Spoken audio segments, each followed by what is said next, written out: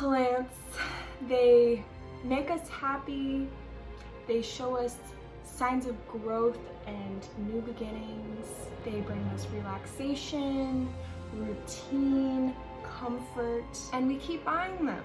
And then one day you realize, hey, my plant is literally dying. Hi everyone, thanks so much for being here. My name is Kat and I make houseplant videos here on Good and Planty. If you just so happen to like this video, please consider liking it, commenting down below, subscribing, or following me on Instagram. All of these things help me grow my channel. Today, I'm gonna share with you the plants that I have that are on the brink of death, struggling, and I am so fighting to bring them back into my collection happy and healthy. I'm gonna share with you exactly where I went wrong and how I am helping them come back to their full potential. First up, we have I don't know, if you've been here, my channel is baby, but if you've been here and watched the first video, you already knew that this plant was gonna be in this video.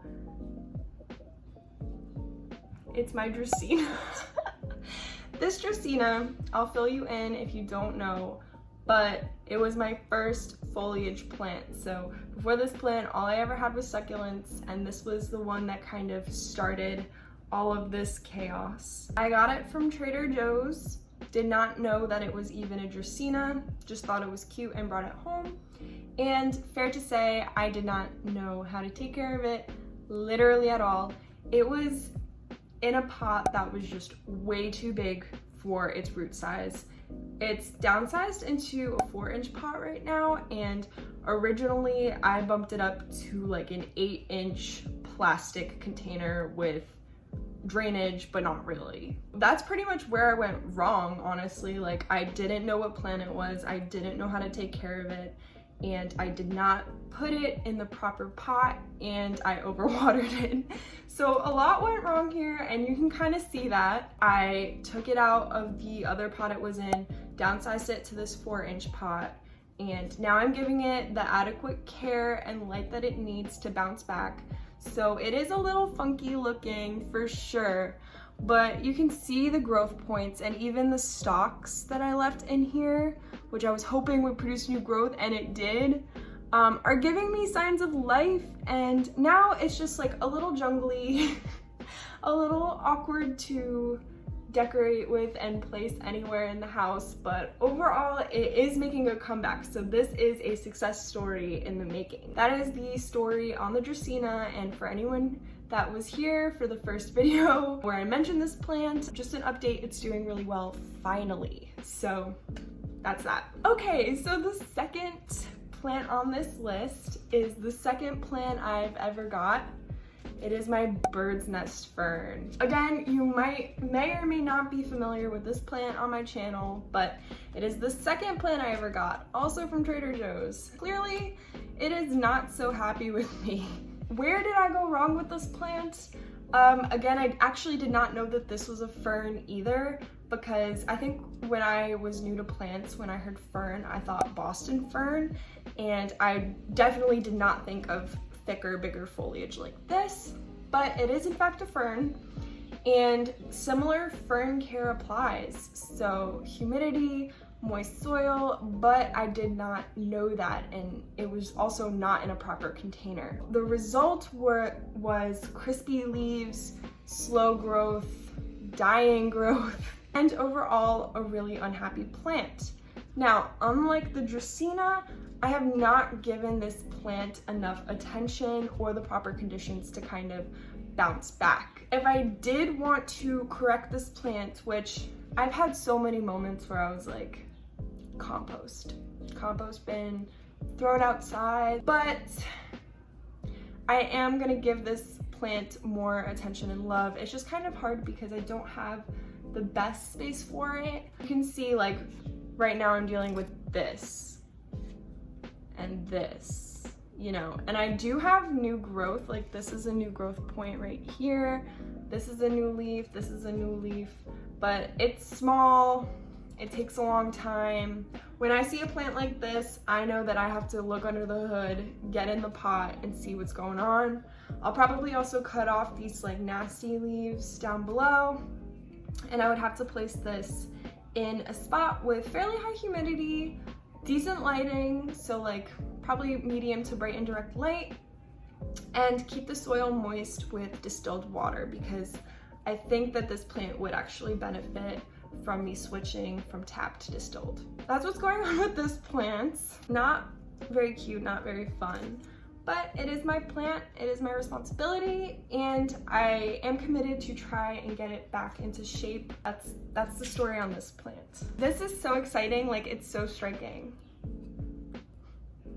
Yes. This is an albuca spiralis, or rather the stump of one, or like the bulb. I'm gonna keep this short and sweet because there's nothing really to look at here, so your eye might start to wander, but stay focused with me. I'll keep it short.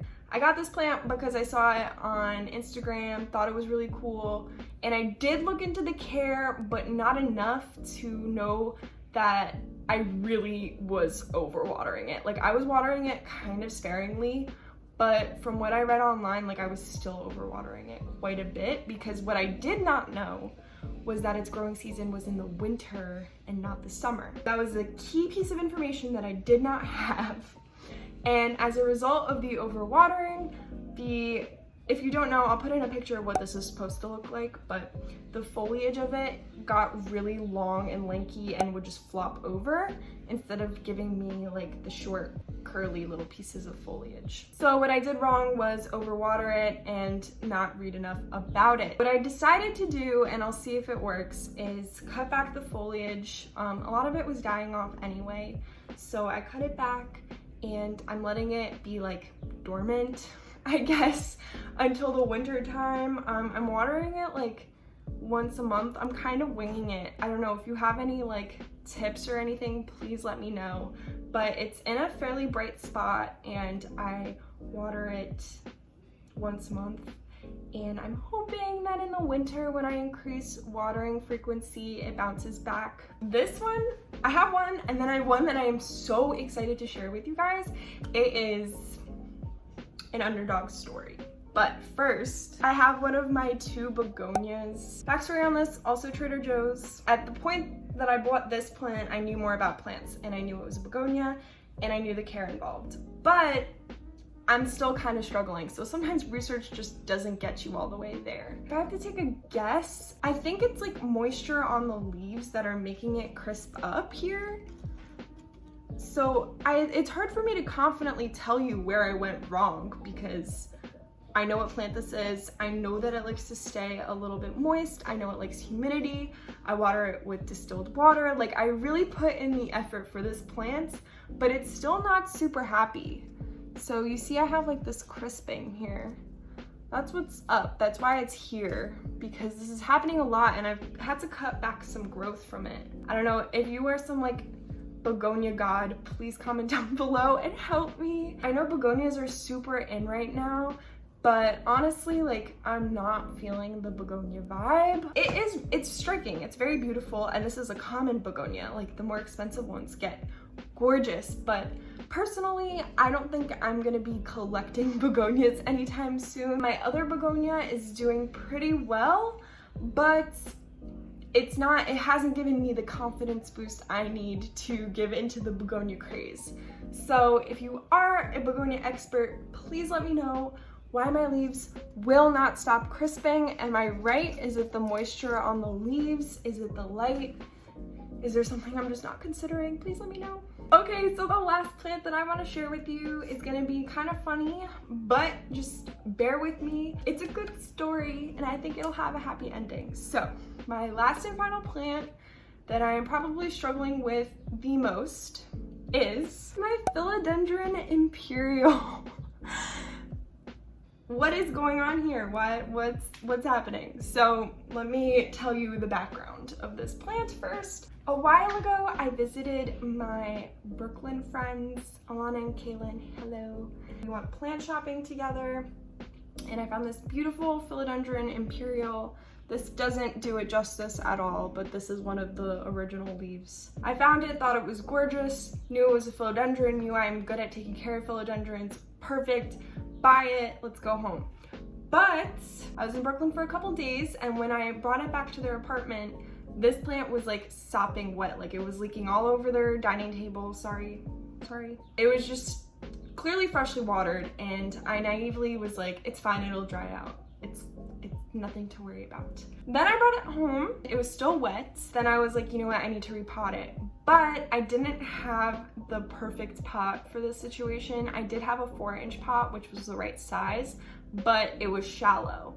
And philodendrons do have pretty decent root systems. I kind of just like crammed it into this 4-inch shallow pot, hoping for the best. Meanwhile, it is still wet. A couple days go by, and all of a sudden this beautiful full philodendron is getting floppy. It's losing leaves. The leaves are turning yellow, and I just knew. I knew with my entire being that I was being faced with root rot. I took it out of the pot, and there she was. Black mushy roots all over the place, dying foliage. I was like, you know what? I absolutely love this plant. I'm holding on to it. We are gonna make this work. So what I could salvage was one of the bigger pieces and one of the smaller pieces. So I took both pieces and I cut off all of the funky roots. For this larger piece, I even had to cut off some of the stem because even that was starting to get mushy. And I placed them both in water, and I changed that water very frequently, and eventually I started to get roots. I was super excited, but this story does not end there, my friends. Both of the pieces started to root, and particularly this one had very reasonable root for its size, whereas this one had much smaller root for its size. But I was super eager because I had been working with this plant for quite some time now to get them both into pots. I put this one in like a 4-inch pot as if I did not learn anything. I put this one in this baby nursery pot. At this point, this one was only this leaf right here. I can't focus because I have an iPhone. And this leaf. It was just those 2 leaves. And since then, so much new growth has popped out of this like dead like 2-leaf dinky cutting. Honestly, like this is probably one of the plants I'm most proud of in my entire collection. It went from nothing to what's slowly becoming a fairly fuller plant. So I'm so excited. This guy on the other hand, when I put him in the 4-inch pot, just started to decline again, and it kind of, what is going on with like the lighting?